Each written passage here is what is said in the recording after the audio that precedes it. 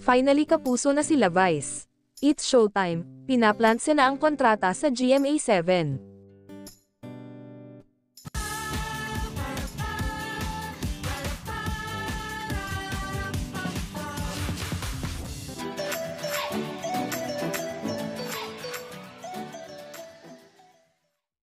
Totoo bang it's showtime sa GMA7 ang i-announce soon?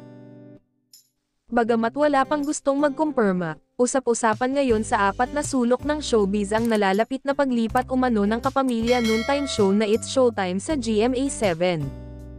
Mukhang pinaplanse na ang kontrata at magkakapirmahan na, dahil hindi naman pwedeng mabakante ang noontime slot ng GMA with such a wide reach. Ito kaya ang tinutukoy ni Vice Ganda na magandang balitang sinabi sa kanya ng management. Narinig ninyo ba iyon? I-manifest ang the best days. Dagdag niya pa, the best days, ang taray. Everyday dapat nag-hope tayo ng the best days are coming. Kita naman sa mukha ni Vong Navarro at ng iba pang hosts ng noontime show ang saya at excitement sa sinabi ni Meme Vice.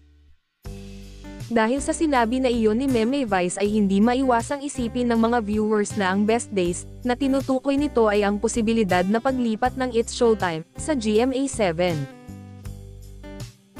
So ibig sabihin, may resources na rin ang ABS-CBN para sa airtime rate sa GMA at ang ibig bang sabihin nito, malaya nang makakatawid ang ABS at GMA stars lalo na kung may pinalakas pang It's Showtime na hindi lang pang GTV kundi pang GMA7 na.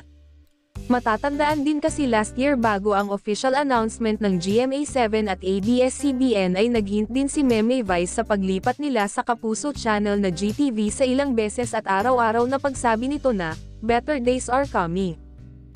Napansin din ng madlang people ang kakaibang saya ni Meme Vice sa pagsabi niya ng, best days are coming.